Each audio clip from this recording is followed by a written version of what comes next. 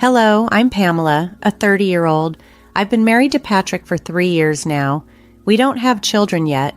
Our lives took a significant turn following the unexpected death of Patrick's father, Jesse. At the time, we were residing in a different state, and the news of Jesse's sudden heart attack came as a complete shock. During the funeral, Patrick's uncle subtly hinted that Patrick, being the youngest and only son, was expected to return home to be closer to family and help his mother cope. A few months later, Patrick revealed that he had secured a transfer to an office closer to his family home. He made this decision on his own and informed me afterward, which upset me because such a major decision should have involved both of us. When I expressed my frustration, Patrick apologized and explained that he anticipated my objections. He admitted knowing that I have a strained relationship with his mother, Mary, which is mutual. When we lived farther away, our visits to his parents were limited to extended holidays, mostly due to our work commitments.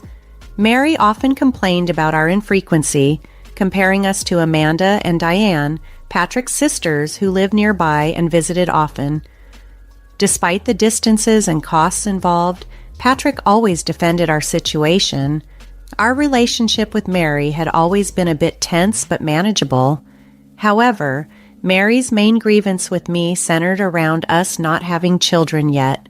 She had once bluntly questioned this during a summer visit, embarrassingly focusing on my ability to bear children, even comparing me unfavorably to her daughters who also don't have children. Mary's outdated views and strange comments on societal responsibilities regarding childbirth always irritated me. Yet, when Mary fell ill, even Patrick became notably worried, which influenced our recent drastic changes. With Patrick moving back and me quitting my job, I faced the daunting prospect of more frequent interactions with Mary. I had contemplated letting Patrick move back alone, especially after hearing about a friend's distressing experience with her husband's infidelity during a business trip.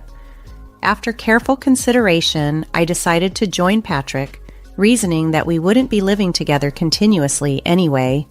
To my surprise, Mary seemed genuinely pleased with my decision. 3 weeks later, she invited me over for tea, marking the first time I accepted such an invitation from her, albeit reluctantly. When I arrived at my in-laws' house, Mary and Amanda were there to greet me. "Pamela, it's been so long. Why haven't you visited since moving here?" Amanda asked, her tone laced with sarcasm. Inside, I was already regretting my decision to come. Mary chimed in, almost cheerfully. "I was so happy when you decided to move closer, but it seems I was mistaken. You don't like me, do you?" I wanted to affirm her suspicion just to see her reaction, but of course I held back. "I don't dislike you. It's just that I've been feeling unwell due to adjusting to the new environment," I explained, which was partly true. I had been resting at home due to fatigue, and Patrick hadn't mentioned this visit to me. Why was I here today just to endure their harsh words? Mary quickly accused me of disliking her, but wasn't it the other way around? How were we supposed to get along under these conditions? Amanda sharply interjected, "How can you speak to your mother-in-law like that? Apologize to her. Say you're sorry." I expected Mary to respond with anger, but her reply caught me off guard. "You're right. I have been mean. I'm sorry, Pamela. I'm also sorry about the comments regarding children. I was being nosy." I braced myself for a lecture, anticipating some hidden snark, but there was none. Even Amanda looked surprised. "All I wanted was to hold a grandchild," Mary confessed. She explained that Amanda's husband was infertile and Diane seemed to have fertility issues, so she had pinned her hopes on Patrick and me, despite knowing about Amanda and Diane's struggles. Patrick and I had discussed having children and were considering it, so I asked for some patience. "Please, just give us some time," I said, bowing my head slightly. Despite everything, I couldn't shake off my sense of duty. "I'm sorry," I added, "but do visit us sometimes." After that, Mary and Amanda resumed watching TV and sipping their tea as if the earlier tension had never happened.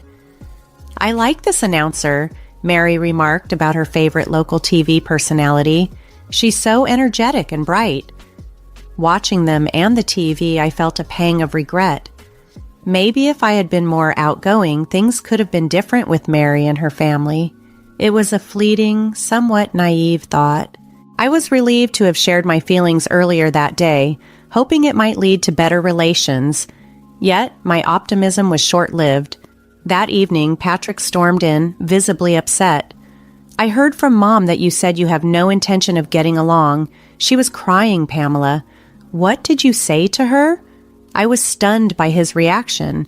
Just earlier, he had left with a smile, and now he seemed to be accusing me of something entirely different. "Patrick, there's been a misunderstanding," I tried to clarify. "I told her it's difficult for me to be friends given our current relationship. How does that translate to me not wanting to get along?" I was scared now. Patrick seemed to fully believe Mary's twisted version of the story. His earlier smile now appeared deceptive, and I didn't know how to navigate this. I tried to explain further, but he wasn't convinced. Then, my phone buzzed with a message from Amanda. "After all the effort of moving here, weren't you prepared to make it work? If you're here with us, you need to be a bit more patient." Patrick glanced at me as if echoing Amanda's words. I moved here because I cared about being with him, not just to appease Mary and Amanda. Facing Patrick, I held his gaze and said, "It's clear that Mary and the others might never approve of me. Maybe you should consider someone she likes more." The word divorce slipped out before I could catch it, and for the first time, Patrick looked genuinely alarmed. "Wait, hold on. How did we jump to divorce? I just want you to get along better with my family," he said, bewildered by the turn of the conversation. He couldn't grasp that his family might never accept me, which left me equally baffled. However, Patrick seemed determined to resolve the misunderstanding. The next day, he returned late from work and relayed his conversation with his mother. She admitted there was a misunderstanding and apologized. "What a fuss," he said. He also mentioned that Mary's birthday was approaching and suggested, "How about we celebrate her birthday at a fancy restaurant?" The sudden shift from turmoil to talks of celebration left me perplexed, but it was clear Patrick was making an effort to mend fences, even if the path seemed incredibly rocky. Patrick suggested that if we presented the birthday dinner as my idea, perhaps it could positively shift his mother's perception of me. Though I was skeptical of Mary's ability to appreciate such gestures sincerely, given her complex personality, I agreed to make the restaurant reservation. I invited Amanda and the others, specifying a table for 8. Patrick consented, but as the date drew nearer, a sense of unease grew within me. Patrick had been distant lately, giving only curt, indifferent responses to my attempts at conversation, which made me feel increasingly isolated. On the day of the dinner, we arrived at the restaurant to find Mary, Amanda, and their spouses already gathered. The host showed Patrick and me to our table, casting a questioning glance that only added to my discomfort. "Happy birthday, Mary," I greeted her cheerfully, trying to bridge the gap. However, Mary didn't even acknowledge me. Instead, she turned to the others, thanking them for joining her celebration. It felt like a deliberate snub. Amanda seemed confused. "I thought today was a family gathering," she remarked, looking at me with a brief, puzzled expression. Diane, noticing the tension, looked over with concern. At that moment, I realized I was being deliberately excluded. Resolved to not let it ruin my evening, I decided to keep to myself and leave early. Just as I was settling into this plan, a staff member approached our table with an awkward demeanor.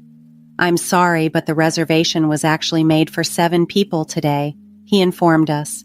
Confused, I responded, "I distinctly reserved for 8. Could there be a mistake?" "No, it should definitely be for 8, I pressed, recounting my conversation over the phone. "Oh yes, but about a week ago we received a call from a gentleman asking to change the number to 7, the worker explained. Stunned, I turned to Patrick, looking for an explanation. His response floored me. "Yes, please, service for 7. Everyone's here now," he stated plainly, confirming the change himself. At that moment, I felt a mix of betrayal and disbelief. Patrick's actions made it clear that despite his words, His commitments to smoothing family tensions were superficial at best. The realization that he had manipulated the situation without my knowledge was deeply unsettling, casting a shadow over what was supposed to be a festive family gathering. I stood there, stunned, as Patrick turned to me with an accusatory glare. "I heard from Mom that you've been undermining our family, saying I don't earn enough and that I'm insensitive. You had a lot to say, huh?"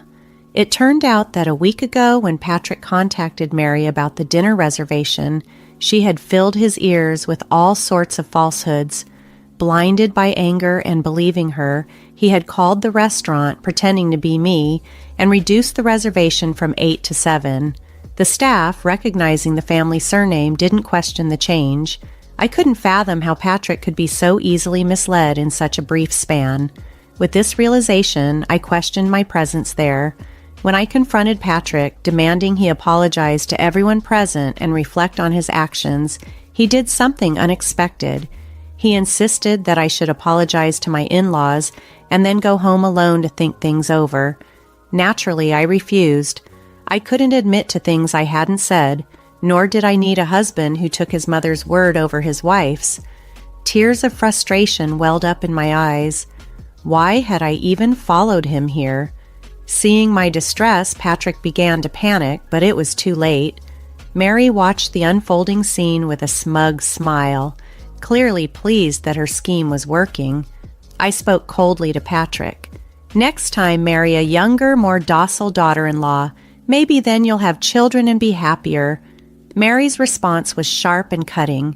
"Pamela, why don't you go back to your parents' house? A daughter-in-law is ultimately an outsider. I can't see you as a family. You're not charming at all, so please leave quickly." Her words stung, but they also cemented my resolve. "I'd leave even without you telling me. I'd like to see someone who can actually get along with someone as twisted as you," I retorted and turned to walk out of the restaurant. Patrick remained silent, his head buried in his hands. Just as I reached the exit, I heard someone calling my name. It was Diane and her husband. "Pamela, wait!" Diane said, clearly distressed. "I can't stand it anymore. Mom and Amanda haven't changed at all. I knew the gossip about you was false." Diane's acknowledgement of the truth amidst the chaos brought me a small sense of solace as she continued, indicating she was ready to cut ties with the toxicity. This moment of solidarity, though small and coming during a time of overwhelming emotion, hinted at some support within the family, something I desperately needed right then. As I stood there digesting Diane's words, my phone rang, flashing Mary's name. I sighed. What now? But before I could answer, Patrick's name replaced hers on the display. Muttering under my breath, I watched Diane and her husband exchange knowing looks. "Pamela, you might want to go back to the restaurant. You might see something interesting," Diane suggested, her eyes hinting at a twist I hadn't anticipated. They left, looking oddly pleased with themselves. I hesitated, but curiosity won over my desire to distance myself from the drama. When I finally answered Patrick's call, his voice was frantic, tinged with panic. "Pamela, I'm sorry. I didn't realize it was all a lie. I'll send the divorce papers later," he blurted out, but then quickly pleaded, "Wait, can't you come back? Please, it's a lifetime request." His almost childish plea almost made me laugh, but remembering Diane's cryptic hint, I decided to return to the restaurant. Upon arriving, I was met by an unexpected scene. A crowd was gathered around Patrick's table where a local TV announcer, Mary's favorite, was speaking into a microphone. The atmosphere was electric with tension. Mary was stumbling over her words, clearly struggling to explain herself. "No, that's not it. It's a misunderstanding," she stammered. Patrick and Amanda looked both awkward and uneasy, clearly not prepared for this turn of events. The announcer, microphone in hand, pressed Mary further. "You loudly declared in the restaurant that Pamela is an outsider and should leave. What did you mean by that? Please explain in detail." Meanwhile, Diane's husband, along with others who had been offended by the earlier events, had quietly left the scene. It all seemed surreal. As I stood there, somewhat dumbfounded, I pieced together that this had turned into a public spectacle, possibly being broadcasted. I realized then that I had forgotten to confirm the reservation details amidst the initial chaos. As I tried to make sense of the situation, a staff member approached, noting my confusion.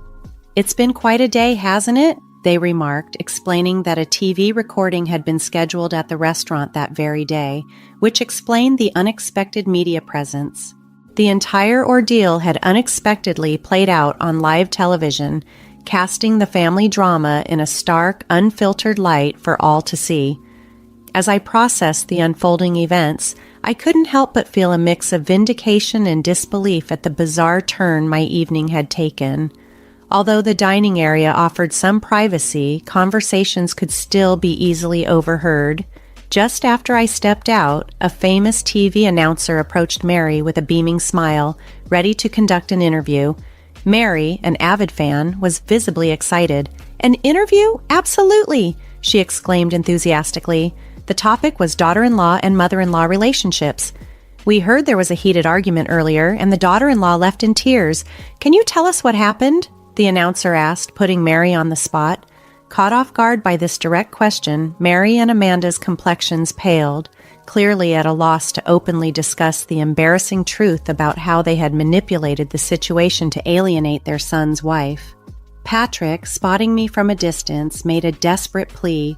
"Pamela, please, I can't let this shame be known. It was all a misunderstanding," he implored, looking utterly defeated. By then, my feelings for him had evaporated. Mary tried to smooth things over with a strained smile. "Oh, we usually call each other Pamela. Pamela, come over here," she beckoned. As I approached, the microphone was directed at me. "You say you call each other Pamela, but how does the daughter-in-law view her mother-in-law?" the announcer asked. "I've never been called that," I replied calmly. "I've been called unpatriotic several times for not having children, though that's due to Patrick and I not feeling ready or confident enough to start a family. We haven't even tried for over 2 years. That's what I was always told was grounds for divorce," I recounted. I continued, sharing how Patrick had initially supported me when I first fell ill and had to take a leave from work. I appreciated his kindness and followed him here, hoping a change of environment might help, but this is the result. By then, I was out of tears and detachment had taken their place. Seeing Mary and Amanda looking embarrassed and pitiful brought a small measure of satisfaction. As I stood there, prepared for the possibility of this being broadcast nationwide, I couldn't help but reflect on the surreal day. Watching Mary's distressed expression as I mentioned the broadcast, I couldn't help but smile. "Well, since the daughter-in-law is considered an outsider, I guess I should leave. Goodbye," I said, savoring the moment as I exited the restaurant, ignoring the shouts and commotion that followed me out. The day had been long and fraught, but in that final moment, I felt a profound release. Walking away from that chaotic scene, I felt a mixture of relief and satisfaction. Although Mary and her family managed to prevent the broadcast of the footage, the incident had already caused quite a stir locally, becoming a hot topic among our relatives and acquaintances. The story of what had transpired spread quickly, fueling gossip and speculation. In the aftermath, I returned to my room, packed my belongings, and moved back to my parents' house. I sent the divorce papers to Patrick, but his response was delayed, prompting me to consider involving a lawyer. To my surprise, Patrick soon appeared at my parents' doorstep. My father, Peter, who is typically a composed individual, took charge of the situation with a firm hand. Patrick offered a heartfelt apology. He expressed his intention to sever ties with his own family and promised to trust only in me going forward. However, his promises now seemed hollow. Too little, too late. Peter, visibly upset by the years of distress Patrick had caused me, didn't mince words. "Why didn't you realize this sooner?